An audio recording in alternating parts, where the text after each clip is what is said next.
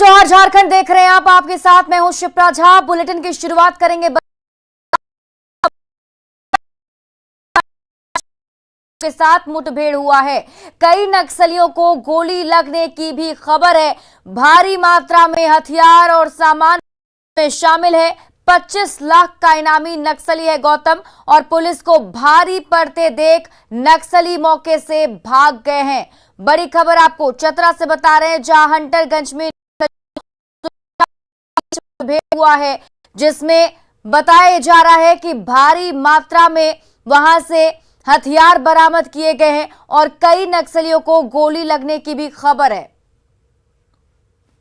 धनबाद से बड़ी खबर आपको बता दें, व्यवसायी हत्याकांड की गुत्थी सुलझी, जिसमें ज्योति रंजन शर्मा मर्डर केस की गुत्थी को पुलिस ने सुलझा लिया है। 48 घंटे में ही हत्याकांड का खुलासा कर दिया गया। सगे भाई सौरभ रंजन ने ही हत्या कराई थी। साथ ही श्रीकांत मिश्रा ने कट्टा मोबाइल फोन भी पुलिस ने जब्त कर लिया है। बताया यह जा रहा है कि संपत्ति हड़पने के लिए की लापरवाही के चलते 500 क्विंटल चावल पानी में भीग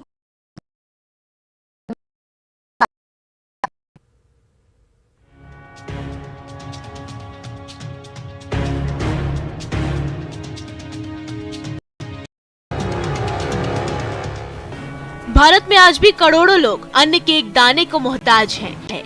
झारखंड के गिरिडीह में बेंगाबाद प्रखंड के न्यू रेलवे स्टेशन पर पड़े चावल स्थिति तब है जब भारत में भूखमरी एक बड़ी सच्चाई है। सबसे खास बात यह है कि 500 क्विंटल चावल बर्बाद हो गया, लेकिन इसकी जिम्मेदारी इंचार्ज ने कहा कि उनके पास जानकारी नहीं है कि इतनी मात्रा में अनाज सड़ा हुआ है।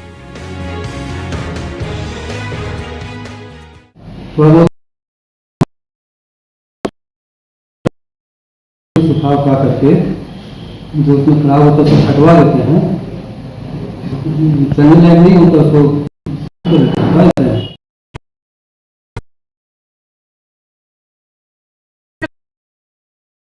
गाड़ी पहुंची थी तब चावल को बोगी से निकालकर एक जगह इकट्ठा कर दिया गया था।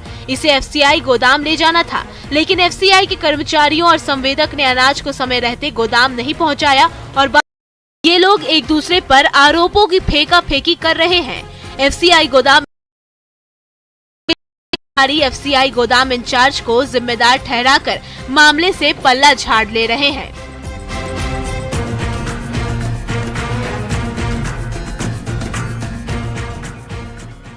ग्राउंड में देखे जाकर के 35% से अधिक जो माल है विषम परिस्थिति में है। और क्या हुआ नहीं हुआ हम देखने नहीं गए। हमारे गोदाम में जो माल थोड़ा बहुत बोरा भिंडा आता है तो उसको हम बाहर रखवाते हैं, गोदाम के अंदर रखवाते नहीं हैं। उसको अलग से बोरा खुलवा करके माल को, जो खराब माल होता है ज़्यादा भिंग गया हो, उसको हटवा देते हैं। खैर, रेलवे स्टेशन पर एफसीआई के चावल सड़ने की ये घटना पहली नहीं है।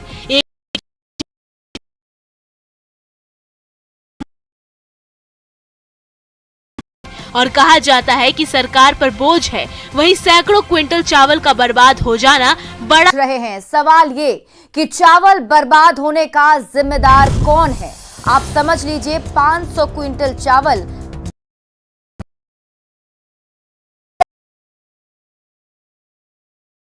तो ये भी बनता है कि आरोपी कर्मचारी ठेकेदार पर कार्रवाई कब की जाएगी। और कांग्रेस अध्यक्ष चुनाव से जुड़ी बड़ी खबर आपको बता दें, कांग्रेस अध्यक्ष पद के लिए चुनाव का मामला जिसमें दिया गया है। मल्लिकार्जुन खड़गे, शशि थरूर में अब मुकाबला होगा। आपको बता दें कि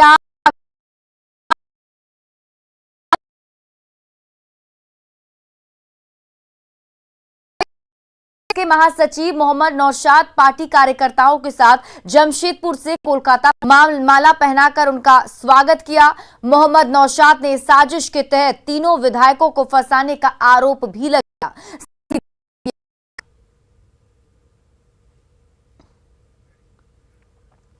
बोकारो में नमामि गंगे कार्यक्रम का शिक्षा मंत्री जगन्नाथ महतो ने उद्घाटन किया। बोकारो गीतों की प्रस्तुति से कलाकारों ने लोगों का मन मोह लिया।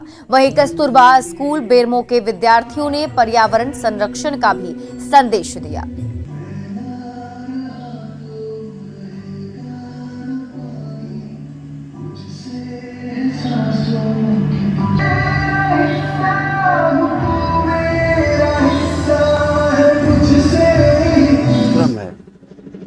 नमामि गंगा और अमृत महोत्सव सभी को जिला प्रशासन से लेके पत्रकार और पूरे झारखंड वासियों और खास करके बोकारो वासियों को शुभकामना और बधाई देता हूँ।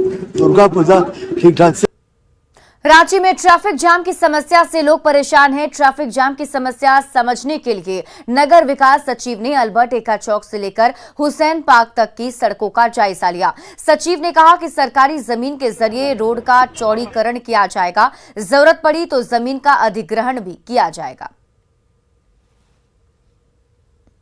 हमारे जो गरीब वेंडर्स हैं उनको भी जगह मिले, पार्किंग इधर उधर लगा रहता है, वो सब भी सुनिश्चित तरीके से रहे। यहाँ स्पेस बहुत है, सरकारी ज़मीन बहुत ज़्यादा है।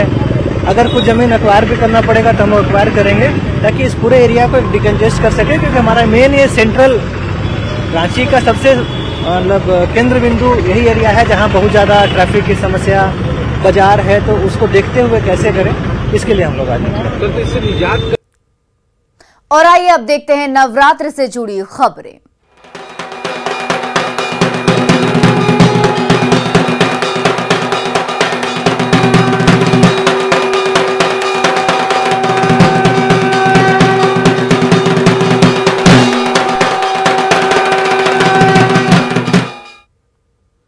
बोकारो में सेक्टर 9 का पूजा पंडाल सपनों की उड़ान थीम पर बनाया जा रहा है। कोलकाता के कारीगर इसे अंतिम रूप देने में जुटे हुए हैं और इस पर 10 लाख रुपए से ज्यादा का खर्च आया है।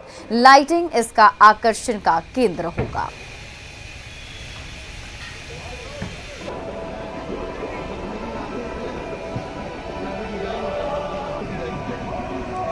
दो साल में जो कोरोना काल में बीत रहा था, उसमें कोई सोचता है ना आदमी लोग जो हम लोग पंडाल में देखेंगे, जो सपना देखते हैं वही थीम लेके हम चलना हो, तो इसीलिए सपने उड़ान यही थीम लेके हम लोग इस बार पूजा मंडप के कार्यकर्ता के साथ संबंध करके हम लोग बनाने चाह रहा हैं। इस बार जो लोगों का आकर्षण का केंद्र रहेगा वो है यहाँ पे दिखने वाला जो स्वप्न स्वर्ग लोक है, उसका जो ये थीम है ये देखने का आकर्षण का केंद्र रहेगा। सबसे पहले बात ये है। दूसरा बात ये है कि इसमें जो लाइटनिंग का जो काम है वो बोकारो में सबसे पहली बार हो रहा है। ये सबसे पहले ये दूसरा चीज रह जाएगा।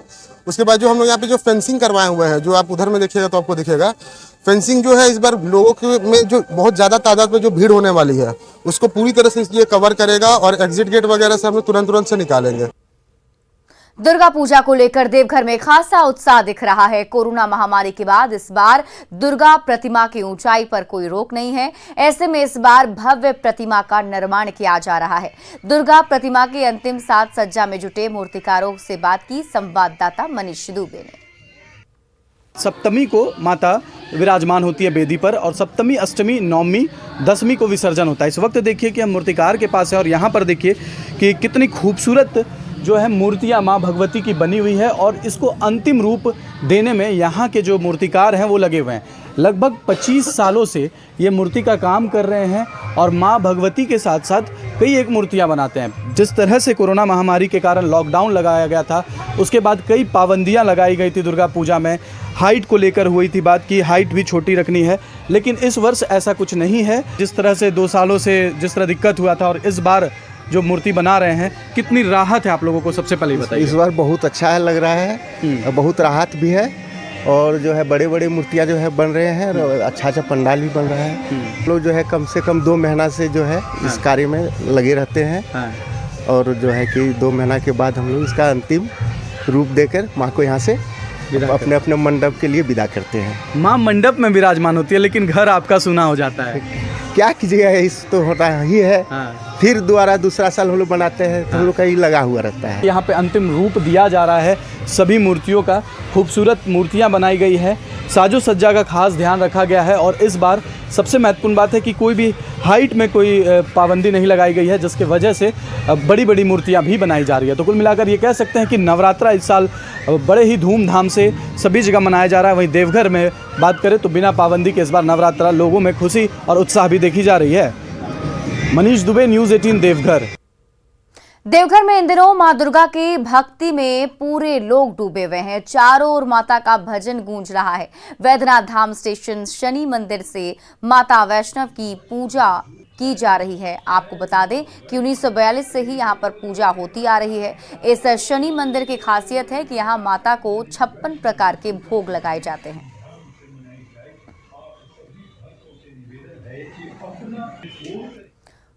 कोडरमा के घूमो मोहल्ले में 650 साल से दुर्गा पूजा हो रही है, जहां पारंपरिक विधि विधान से पूजा अर्चना की जाती है। यहां नवमी के दिन बलि देने की भी प्रथा है। इस पर और अधिक जानकारी दे रहे हैं रितेश लोहानी।